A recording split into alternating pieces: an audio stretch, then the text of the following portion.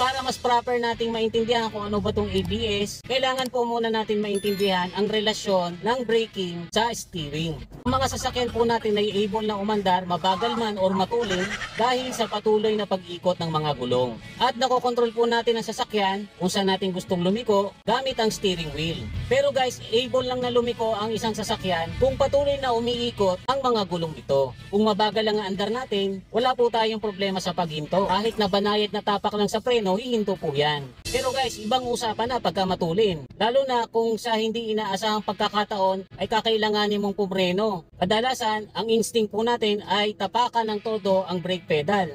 Kaya lang guys, sa mga non-ABS ang braking system, kapag todo nyo pong tinapakan yan, malamang po yan ay mag-lock at hindi nyo na makokontrol kung saan ililiko ang sasakyan. I-slide na po yan. At kahit nakatodo na po ang liko nyo sa manibela, diretso pa rin umi-slide ang sasakyan. Kapag ikaw po ay equipped ng ABS, kapag ikaw ay naharap sa isang unexpected obstruction at high speed, pine-prevent niya pong mag-lock ang mga gulong kahit todo na ang tapak nyo sa preno. Meron po kasing mga individual sensors ang bawat gulong. At kapag na-sense po nito na maglalak ang gulong, i-release po ng modulator unit ang pagkakapreno para magkaroon po ito ng tinatawag na intermittent braking. Yan po ay para habang bumabagal yung sasakyan ay mayroon pa rin control ang driver sa kung saan niya ito gustong iliko nang hindi basta-basta i-slide ang sasakyan. Sa mas simpleng paliwanag po ay para bang automatic na mayroong on and off switch ang mga preno kapag ikaw ay may ABS. Very useful din po ito sa mga kalsada na mayroong different levels of traction. Tulad ng mga kalsadang basa kapag umuulan. Or kung minsan naman, yung mga kalsada na nagkaroon ng oil spill. Very effective din po ito doon sa mga kalsada nagkakaroon ng yelo. So kapag po ang sasakyan ay naka-ABS, alam po ng mga sensor kung aling mga gulong ang bibigyan nito ng intermittent braking. Napaka-smart po ng sistema na ito na nagagawa niya bigyan ng magkakaibang level ng braking ang bawat gulong. Nangyayari po yan ng napakabilis nang hindi po natin nararamdaman. Ang galing! Ang galing! At dahil po dyan maraming mga driver na nakakaiwas sa aksidente kahit na sila ay madaan sa mga kalsadang mayroong different levels of traction. Pagdating naman dun sa pagbe-brake ng diretso lang, mas maiksi po ang braking distance ng naka-ABS kesa sa hindi naka-ABS. Kasi nga po nalilimitahan ng ABS ang slippage or yung pagdulas ng gulong. Kaya po ang dalawang sasakyan na isang ABS at isang non-ABS, pag sabay nyo po yung pinaandar at sabay nyo rin pong ipepreno, mas mabilis na makakahinto yung naka-ABS. Ang mga sasakyan po natin kahit yan po ay matutulin at malalakas ang makina ay nakukuha po natin yung pahintuin dahil sa mga preno natin na gumagamit ng hydraulics. Tapos yung hydraulics po nun ay gumagamit po ng brake fluids. Karamihan po ng mga sasakyan, especially yung mga medyo luma-luma, ang ginagamit po niyan ay yung tinatawag na DOT3. Hindi na po natin pag-uusapan yung DOT1 at saka DOT2 kasi hindi ko na po inabutan yun. Nung matuto po ako mag-drive, DOT3 na po ang inabutan ko. Ang ibig sabihin po ng DOT ay Department of Transportation. Sila po kasi ang nagre-rate ng capacity ng brake fluid natin. Nire-rate po nila yan ayon sa boiling point. Mahalaga po kasing malaman natin kung ano ang boiling point ng isang brake fluid kasi hindi po maganda sa isang braking system ang kukulo yung brake fluid sa loob. Pag kumulo po kasi yan, magkakaroon ng bubble sa loob, magkakaroon ng hangin at kapag may hangin na po yan sa loob, hindi na po yan magiging effective sa pagpepreno. Kapag medyo aggressive ka mag-drive at aggressive ka magpreno, kuminsan umaabot po ang mga rotors na uminit ng hanggang 400 degrees Fahrenheit. So kung ang brake fluid po ay kukulo na mas mababa pa sa 400 degrees Fahrenheit na init, malamang po na mag-fail ang braking system. Ngayon guys, yung DOT3 brake fluid, ang boiling point po niyan ay 401 degrees Fahrenheit. Kaya kung fast and furious ang pagdadrive mo at mapaabot mo ng mahigit sa 401 degrees Fahrenheit ang init ng mga rotors, ay hindi na po bagay sa inyo ang DOT3. Ang kailangan nyo na pong brake fluid ay yung may mas mataas na boiling point. Yan na po yung DOT4. Alam nyo guys, karamihan po ng mga lumalabas na brand yung sasakyan ngayon, especially mga kotse at saka mga SUV, mga naka-DOT4 na po yan na brake fluid. Kung ang DOT3 brake fluid po ay mayroong glycol ester na chemical, ang DOT4 naman po ay bukod sa glycol ester, may halo na rin itong borate ester na mas mataas ang tolerance sa init. Actually, ang boiling point na po ng brake fluid na DOT4 ay 446 degrees Fahrenheit. So yung mga naka DOT3 brake fluid po dyan, halimbawa gusto nyo mag-upgrade ng DOT4, okay lang po. Pero yung mga naka DOT4 na brake fluid, huwag na po kayong mag-downgrade sa DOT3. Tuwing kailan daw kailangan magpalit ng brake fluid? Ideally, maganda pong magpalit yan every 2 years or every 50,000 kilometers. Pero yun naman po ay preventive maintenance lang. Kasi karamihan po ng mga kakilala ko, including ako, ay mas matagal pa ang inaabot bago magpalit ng brake fluid. Kuminsan nga kung hindi pa masisira yung brake system o kung hindi pa magkakaroon ng leak, ay hindi napapalitan yung brake fluid. Speaking of leak or yung tagas, ang brake fluid po ay hindi katulad ng gasolina na habang ginagamit natin yung makina ay nauubos at kailangan mo mag-refuel. Ang brake fluid po kahit malayo na natakbo na sasakyan nyo, kahit ilang taon po ang umabot dyan, basta wala po yung tagas, ay hindi po yan basta-basta mauubos. Kaya kung ang sasakyan nyo po ay nagbabawas ng brake fluid, asahan nyo po na yan ay mayroong tagas. Bakit daw yung preno nila 2 o 3 beses pa nila kailangan tapakan bago kumagat yung preno? Ang ibig sabihin po niyan ay mayroong hangin sa loob yung brake system nyo. Ang kailangan po dyan gawin ay i-bleed para matanggal yung hangin. Pwede rin po na baka kaya ganyan yung brake system nyo ay pasira na or faulty na ang brake booster. Ganun din naman po kung halimbawa, pagtapak nyo ng preno, matigas tapakan, tapos kahit na nakadiin na kayo, ay mahina pa rin ang preno. Pinakamaganda po niyan ay ipacheck nyo na po sa trusted na mechanic yung brake booster, baka palitin na.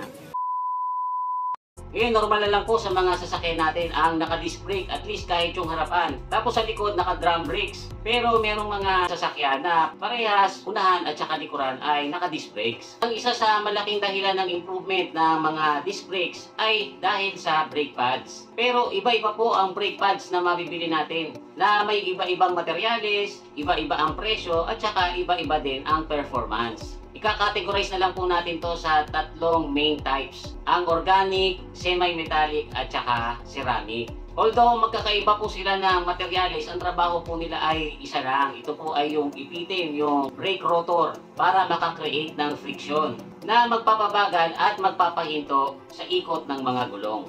Meron po mga pads na malakas mag-iwan ng dust. Meron namang medyo maingay. Hear the squeaking as it spins?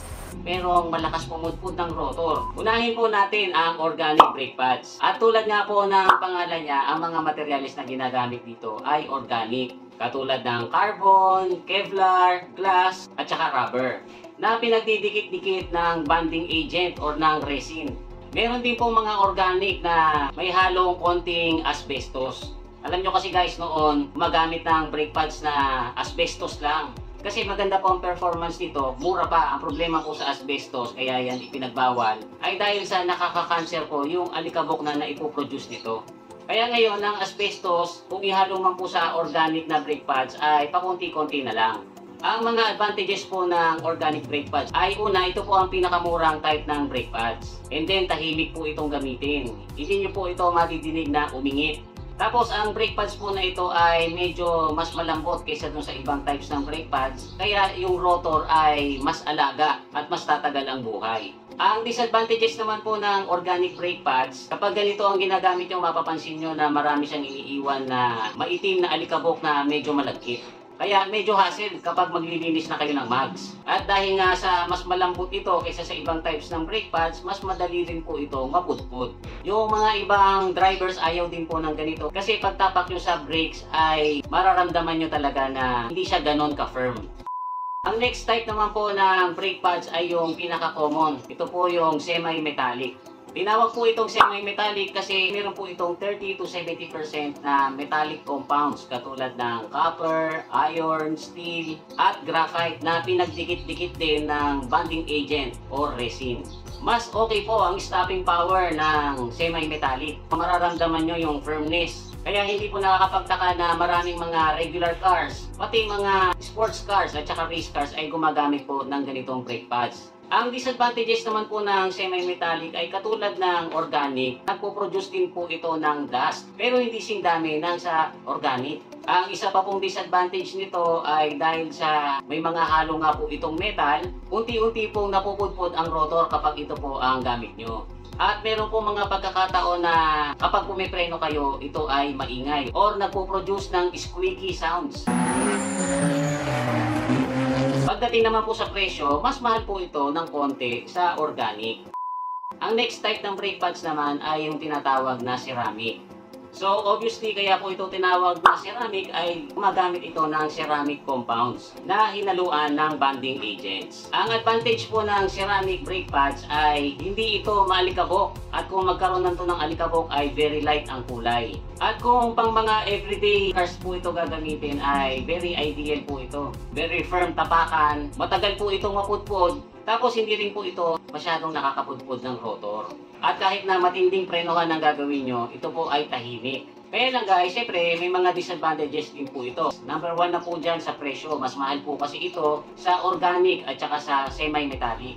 At kung pagkukumparahin po ang performance nila in terms of stopping power ay mas lamang po ang semi-metallic kaysa ceramic. Hindi rin po ito recommended para sa mga heavy duty applications katulad ng mga trucks, sa mga eroplano at saka sa train. Hindi rin po ito advisable gamitin sa mga karera. Meron din pong brake pads na tinatawag na carbon ceramic na makikita lang natin sa mga high-end sports cars at supercars. Hindi po ito applicable sa mga karaniwang sasakyan dahil sa presyo nito na very impractical. Ang number 1 na po dyan ay mas simple po kasi itong gamitin. Wala na kayong ihilahin. Hindi nyo kailangan na mag-exert ng effort. Katulad na lang po last month, napilay po ako sa pagma-mountain bike. Hindi ko masyadong magamit tong kanang braso ko. Kaya yung paghila ng traditional na handbrake ay naging challenge pa para sa akin. So kung naka-EPB po sana ako ay walang problem. Pipindutin lang or i-click. Hindi rin po problema kung paano ito i-disengage kasi ia-abante or ia-atras nyo lang yung sasakyan ay automatic na po itong nagdi-disengage. Ang pangalawang advantage po nito ay mas malinis at mas maluwag na rin po ang itsura ng center console kasi wala na kayong makikitang ihilahin na handbrake. Ang isa pa pong advantage nito ay para doon sa mga madalas makalimot na mag-handbrake after na mag-park kasi pagka ganito po naka-install sa sasakyan nyo, malimutan nyo man itong pindutin ay automatic po itong mag-i-engage once na bumaba na kayo ng sasakyan. Ang kagandahan din po dito sa EPB ay nai-integrate siya sa automatic braking system na kung halimbawa bigla na lang may tumawid or merong obstruction sa harapan na hindi nyo napansin, basta nakita ng sensor yan ay automatic na magpepreno ang sasakyan nyo. Tapos nai-integrate din po ito sa Hill Start Assist. Ito naman po yung safety feature na halimbawa umaahon kayo sa matarik na kalsada pagkatapos ginailangan yung huminto o kaya naman na-stuck kayo sa pag-ahon sa flyover dahil matraffic. Hindi kayo mahihirapang umabante at hindi kayo mag-aalala na baka mabunggo nyo yung nasa likod kasi automatic po itong mag-i-engage sa mga kalsadang paahon every time na hihinto kayo. Tapos pag abante nyo, mag-disengage din ito automatically. Ang number 1 na disadvantage po kasi nito ay nagiging mas mahal ang isang sasakyan dahil sa ganitong setup. Kasi guys, mas komplikado po ang setup nito. Hindi siya katulad nung traditional na handbrake na meron lang panghila pagkatapos may nakakabit na kable na nakakonect naman sa preno sa likod. Ganun lang kasimple. Samantalang itong EPB, mayroong mga electric motor or yung iba naman ay may actuator na nangangailangan ng kuryente at ng sensors. Tapos nakakonekta rin po ito sa ECU. Kaya ang isa rin disadvantage nito ay hindi ito ganun kasimpleng i-repair. Kapag ito po ay nasira, malamang nadali nyo po ito sa kasa or sa specialist. Unlike sa traditional na handbrake, na karaniwan ang nasisira lang ay yung kable, napuputol or nai-stuck. At sa totoo lang ay bihirang-bihira po yun mangyari. Ang isa pa pong disadvantage nito ay dahil nga sa dikuryente ang ganitong setup. Once na ma-drain ang battery, hindi nyo po ito ma-activate or ma-deactivate. Halimbawa na-drain yung battery habang nakapark itong sasakyan nyo at naka-engage ang EPB, hindi nyo na po ma-deactivate yan hanggat hindi kayo nagpapalit ng bateryang may karga. Meron din po akong mga nakakwentuhan na ang worry naman nila ay baka daw pagka umaandar sila ng mabilis at nagkaroon ng diferensya itong electric parking brake ay mag-activate mag-isa. Sa akin nga po nangyari yung habang bumabiyahe ako ay may nagloko doon sa electrical ng busina. Kaya bigla na lang po itong tumunog ng dire-diretso. So napilitan po ako itabi yung sasakyan tapos putulin yung wire ng busina para tumigil ito sa pagtunog. Imagine nyo na lang kung ganyan yung mangyari sa electrical ng EPV. Pero don't worry, wala pa naman po akong nabalitaan na nangyari yung ganyang insidente sa electronic parking brake.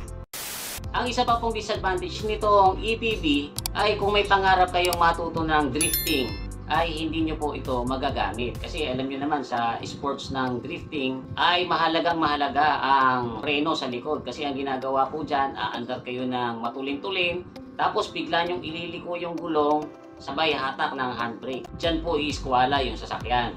Ngayon kung naka-EPV po kayo at gagawin nyo yan, hindi po papayagan ng ECU na kayo ay mag-drift. Katulad na lang na napanood ko sa YouTube na tinry nila kung po pwede bang gamitin ang EPV sa pag-drift. Oh, Rory, this is a very, very sad day. Computer says no. Computer says no. Paano naman daw kung halimbawa umaandar sila ng mabilis pagkatapos ay nawalan sila ng preno? Pwede daw bang gamitin yung electronic parking brake sa emergency na katulad ng paggamit sa traditional na handbrake? So hindi ko pa po yan nasubukan, pero sa YouTube po ay mayroong mga ilang gumawa na yan na pinaandar nila ng matulin yung sasakyan tapos sinubukan nilang gamitin yung electric parking brake at gumana naman po ng maayos. Ang ginagawa lang po nila ay naka-long press doon sa pindutan. Or kung di kalabit yung EPV nyo ay ikakalabitin nyo lang po yan ng mas matagal para magamit siya sa emergency.